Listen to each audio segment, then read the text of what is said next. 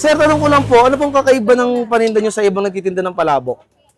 Ang palabok namin ay laging mainit. Mainit po? Ano pong mainit? Mainit ang ulo ko. Ay, mainit po ulo nyo? Kaya huwag kang magpapadagdag kahit vlogger ka. Walang vlogger sa Ay, akin. gano'n po ba? Hindi po, hindi po. Anong trip ang masarap? Eddie Food Trip. Sikat na palabukan dito sa Tansa na nagbubukas tuwing alas 3 ng umaga. Nagbubukas pa lang kayo. Dami nang nakapila dito ah. Oo, araw-araw ganito dito. Ang dami na nila, no? Oh.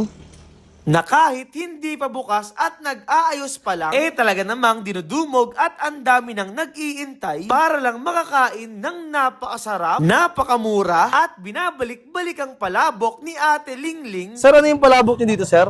May payat at mataba. Ah, may maluwag po kayo, sir? Wala po yun. Iba po yun. Ay, iba po ba yun? Alam ko, may maluwag po. Sorry.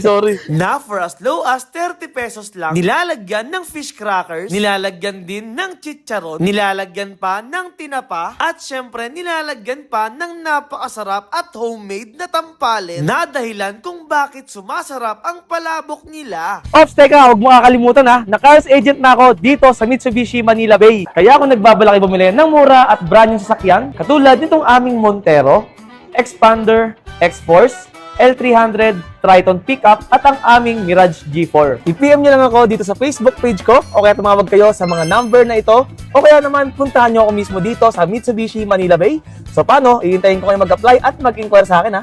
Bye-bye! Hi sir, magandang umaga po. Magandang umaga naman. Sir, nag-crave ako sa sa palabok mo. Ano po bang palabok ang meron kayo dito sir? Meron po kaming payat, haba, at yung tinatawag na istasyon, toge. Ah, may toge po yung istasyon. Opo. Ano naman yung mga topics ng palabok niyo dito, sir? Tulad dito, fish cracker, Fish cracker, chicharon, chicharon, tinapa flakes. tinapa-flakes yan, sir. Opo. At saka itong homemade ko na Homemade na, chicharon na tawagin ay tampalin. tampalin. Ah, yan yung nagpapasarap sa palabok, sir. Opo. Wow. Sir, napansin ko, sarado pa kayo, pero ang dami ng taong gustong kumain, ha? Opo, marami pong nag-aabang lalo't Sabado at Linggo. Bakit Kahit kaya, sarado sir? po. Siguro masarap po ang aming palabok, Mm, luglog. Kaya po talagang inaabangan, sir. po silang mag-antay, pumila. Kahit sarado pa, no? Opo, sa sarado po, ang dami na yan. Eh, sir, ano namang masasabi mo sa paninda mo na wala sa iba? Siguro naman po yung pare-parehas naman. Kasi pare-parehas na ganyan ang rekado. Ang kalamangan lang po namin ay lagi pong mainit ang aming palabok. Kasi Bagong luto. hindi po, lagi pong nasa apoy. Hindi po namin pinapatay sa nakasala apoy. sa apoy. Okay, sir. Anong oras ka nagbubukas dito, sir? Ang open talaga namin ay 3 a.m. Hanggang anong oras Hanggang po? sa maubos na. Anong location po pala to, sir, para pag pumunta yung mga viewers natin? Dito po sa 15 Hugo RC Street, Biwas, Tansa, Cavite. Yun, sige po, sir. Tikman ko na po yung palabok nyo. Thank you po. At ito na nga mga tropa, matitikman na nga natin yung pinagmamalaking Lingling's palabok dito nga sa Tansa, Cavite. Ayan o.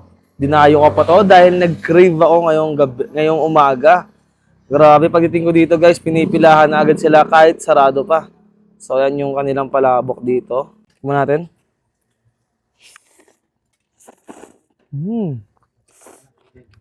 Wow. Ang sarap. Grabe, yung sauce pa lang guys, sobrang sarap na. Nakakagana siya. Lagyan ng kalamansi yan. Para mas masarap. Yung kalamansi, oh. Ano? Sobrang sarap guys, nag-balance yung asim, yung lasa ng sauce, at yung kanilang tampalin dito. Ang sarap. Sobrang solid nung kanilang palabok. Ang daming kompleto sa recados, hindi tinipid. Walang vlogger dito guys ha. Kain tayo. Lasang-lasa mo talaga yung kanilang nilalagay na tampalin dito kung tawagin. Dahil yun nga yung nagpapasarap sa kanila. Last bite. So yun lang mga tropa, ubusin ko na muna ito. Maraming salamat sa panood nyo. Paalam. Bye-bye!